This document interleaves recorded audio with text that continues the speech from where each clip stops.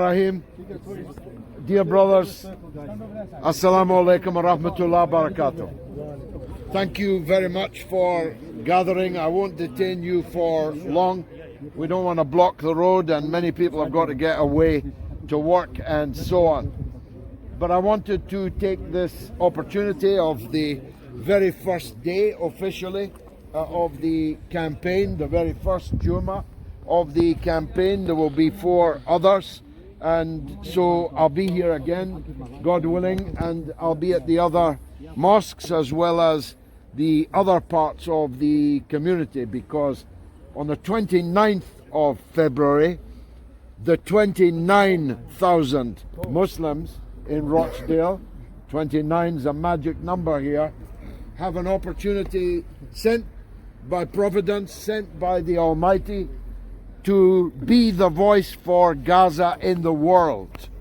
Rochdale can become historic on the 29th of February. Everybody here, I don't need to touch your heart about what we've been watching on our phones for the last 115 days.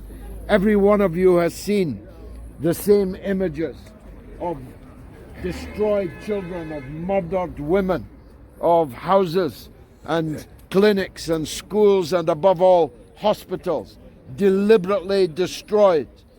Yes, by Israel, but enabled by Israel's backers. Who are Israel's backers? Well, they include, I'm afraid to say, our own country, and they include our own government. And worst of all, they include our own opposition, so-called Labour Party. The Labour leader is who I'm fighting here. I can't do anything about Sunak.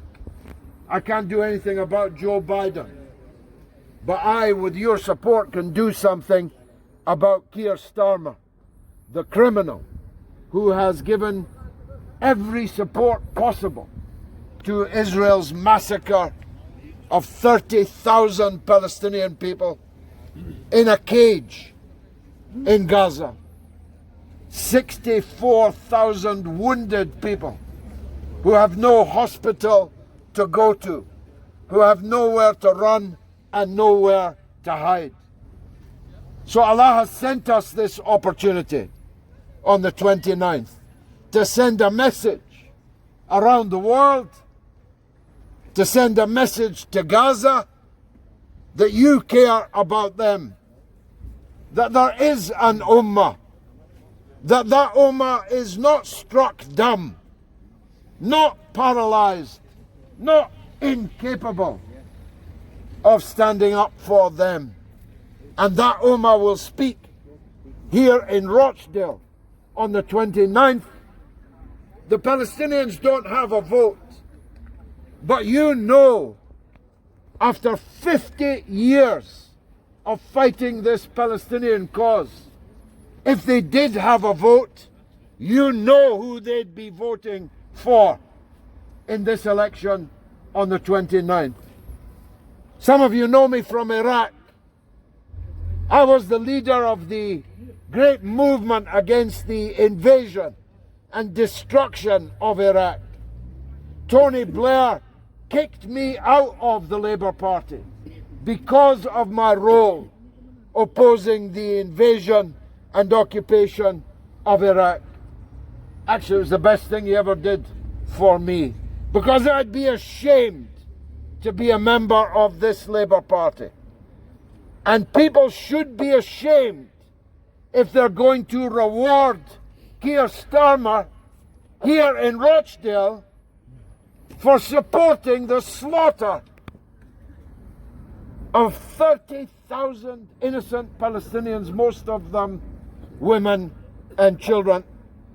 I'm not a mufti. I'm not a cleric.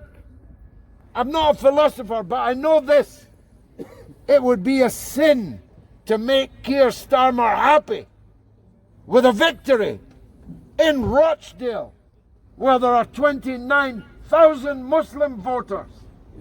It would be a sin to make him happy, to have him dance, a victory dance here in Rochdale on the 29th of February. So if you elect me, you'll only be electing me for 200 days maximum. That's all there is left of this Parliament. So I'm asking you, whether you like me or don't like me, whether you're Labour, Conservative or Liberal normally, to lend me your vote once. Just once. You can go back to being whatever else it is that you consider yourself to be. You can go back at the general election to being that if you must. But lend me your vote once so we can speak with one voice for Palestine, for Gaza. In my opinion, and I'm not here because I need this job. Mashallah, I have many jobs. Mashallah, I have many children, 5 of them young children.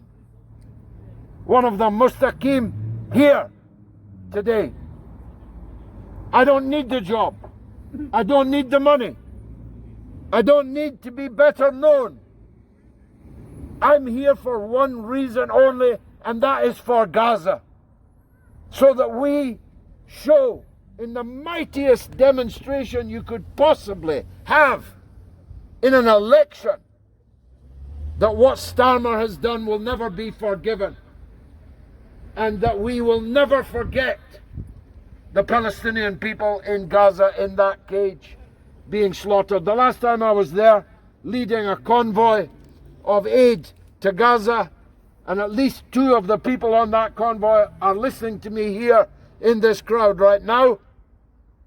A little girl whose house had been destroyed, whose mother had been killed, whose father had been killed, whose brothers and sisters had been killed. She was an orphan without siblings, and she asked me, where is this ummah they tell us about in school?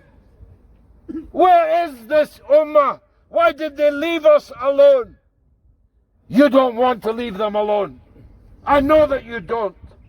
I know that you want them to know that far away in Rochdale, there were thousands of people who were ready to stand up beside them, to be their voice when they have no voice. Now, of course, if I'm elected for 200 days, I'll only be talking about Gaza. I'll be doing at least one other thing. I'll be trying to restore civic pride to Rochdale. They have slandered this community. They have degraded its image. They have called it this and that. You all know the words I could say here, but I won't in front of the masjid. We are going to, with your support, if we get it, we're going to take the politics of Rochdale by storm. Because you've been let down, not just on Gaza. Labour has let you down. And we need to change Rochdale for the better.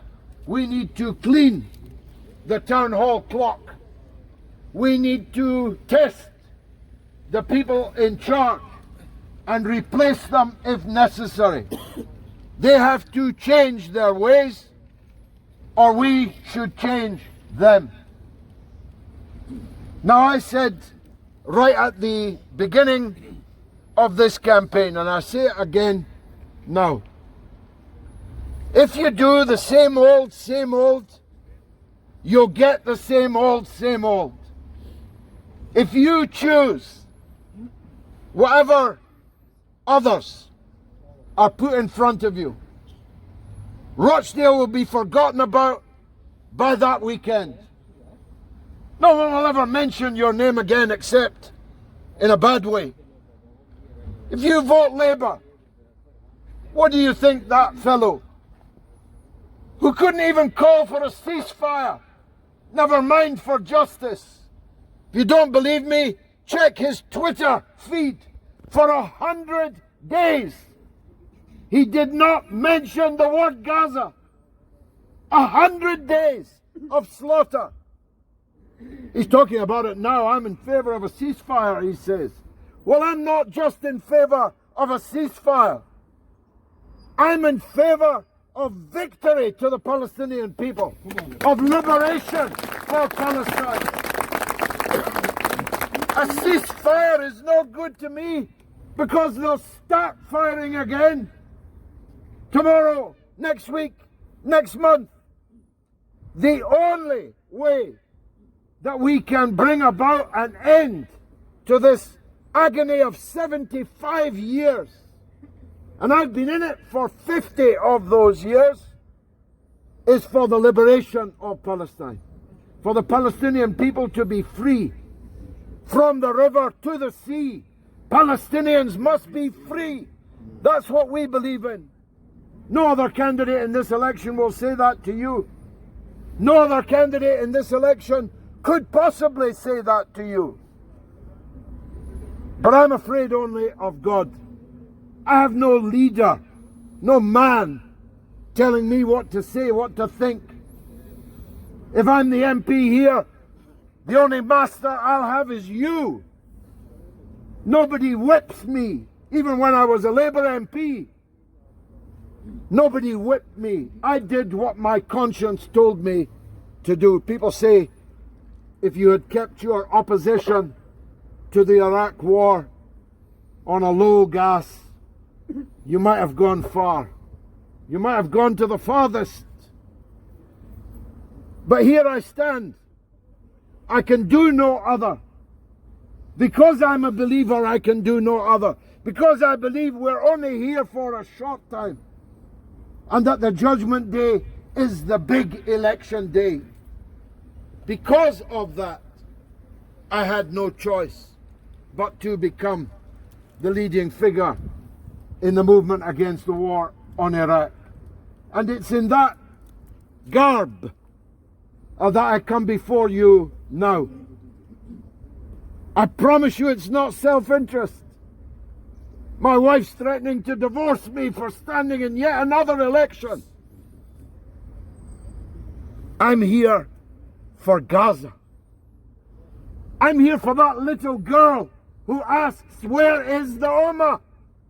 I want to show her that there is an Ummah. There is an Ummah.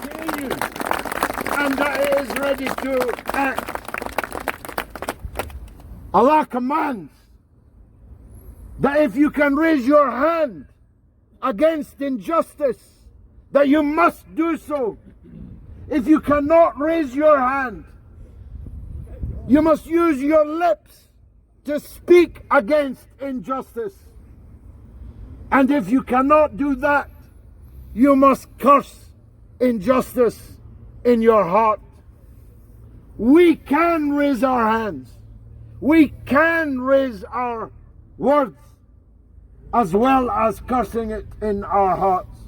And we do that peacefully, democratically, with a pencil, on a paper. 1x once. Once is all I'm asking you. 1x once. And send a message that will exhilarate people all over the world. Make the evil people sad and unhappy and worried and nervous. How are we going to control this? What if it spreads to other towns, to other cities?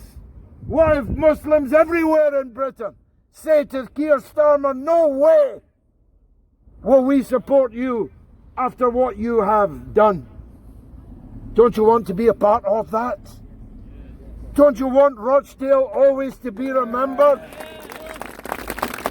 Don't you want to write Rochdale's name in history?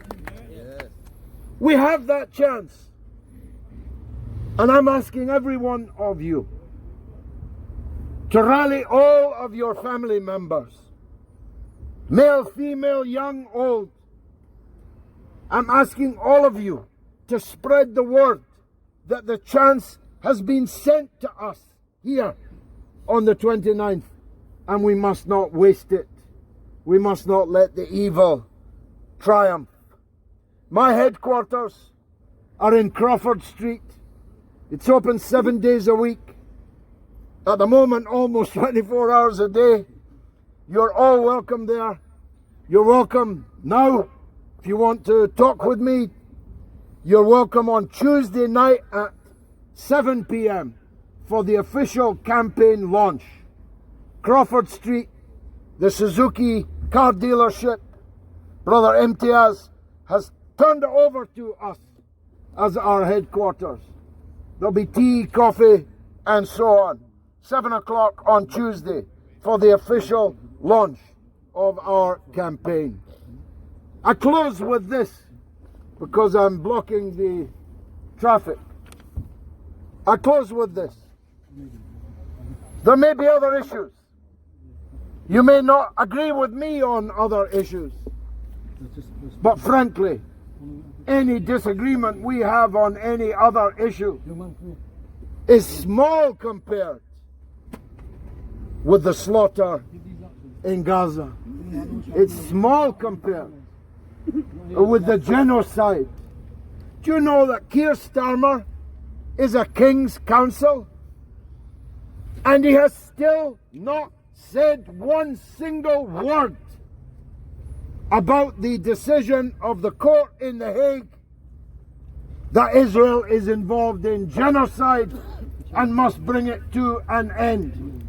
Imagine a Labour leader, a Queen's Counsel, a human rights lawyer has not said one single word.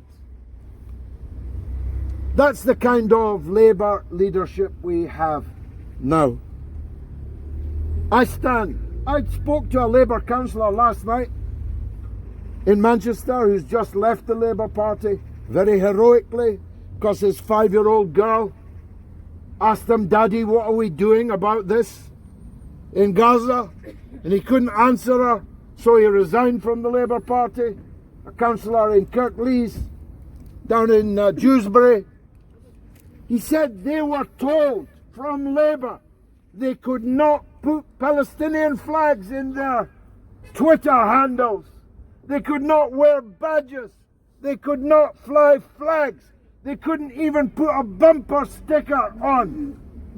That was an instruction from Labour, which has made this violent turn towards Israel, has witch hunted Jeremy Corbyn and his supporters because of Israel. That's the kind of Labour Party we have now. And frankly, if we don't get rid of them now that we can, then we deserve it. If we don't respect ourselves, why should anybody else respect us? If we're going to give votes to people supporting the slaughter of our own people, then why should anyone else respect us? Thank you for gathering today. This will not be the last time you see me. And if you elect me on the 29th of February, you'll see me every day here in Rochdale and on the floor of the House of Commons holding these criminals to account in a way that, thanks to God, I am able to do. Wassalamu alaikum wa rahmatullahi wa barakatuh. Free, free, free, free, free, free, Palestine,